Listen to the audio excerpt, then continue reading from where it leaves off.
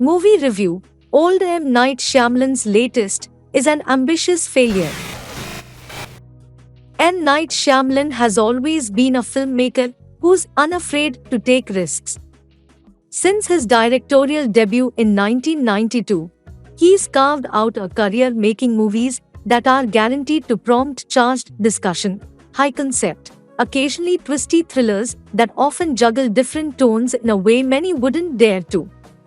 Some of those risks have paid off in big ways. Think Unbreakable, The Village, Signs, and The Sixth Sense. Other times not so much. And unfortunately, his latest, Old, has more in common with his more maligned outings The Lady in the Water and The Happening than it does his masterpieces. Loosely based on Frederick Peters and Pierre-Oscar Levy's graphic novel Sandcastle, it opens on risk analyst Gail Garcia Bernal, and museum curator Priska, Vicky Krieps. They are a married couple on the cusp of separating who vow to give their unsuspecting kids, 6-year-old Trent and preteen Maddox, one last holiday before officially calling it quits. Putting their problems aside, the foursome travel to an idyllic resort in the tropics.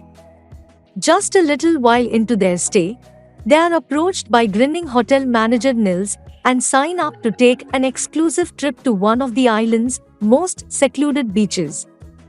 On the ferrying minibus, Guy, Priska and co are joined by Charles, Rufus Sewell, a wealthy British doctor, his glam wife Crystal, Ab Bailey, their daughter Cara, Charles' mother Agnes, and her ill-fated Yorkshire Terrier.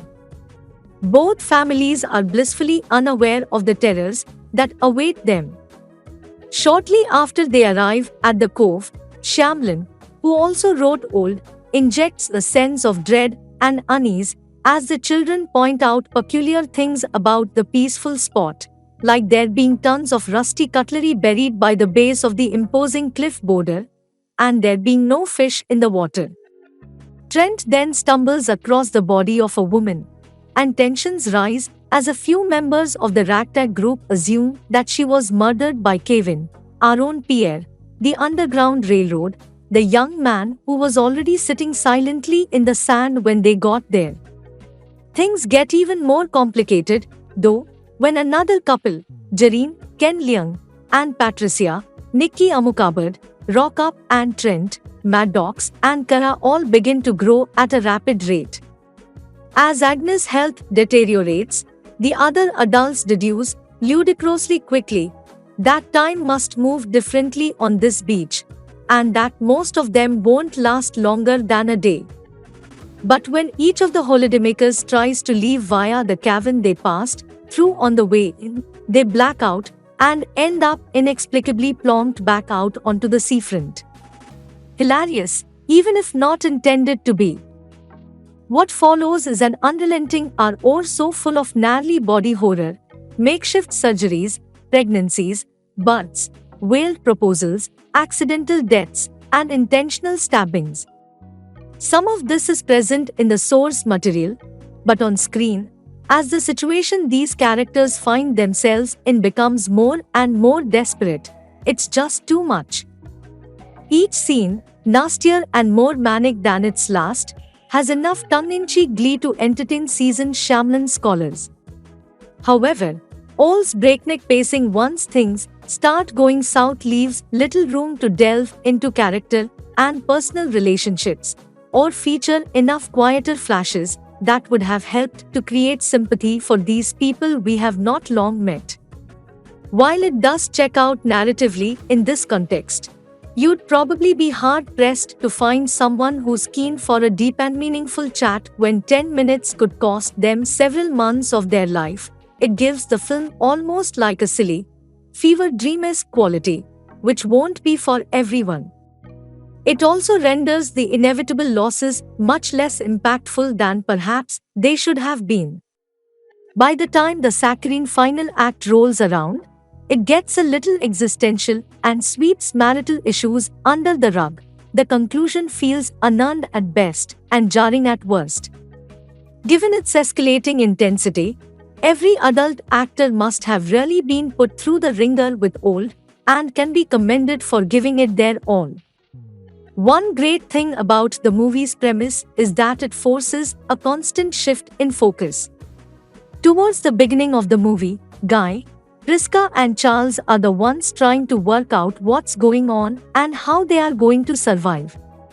But as one starts to lose their sight, another their hearing, and the third succumbs to an accelerated medical condition, the youngsters are forced to step up to the plate, allowing every performer time in the spotlight.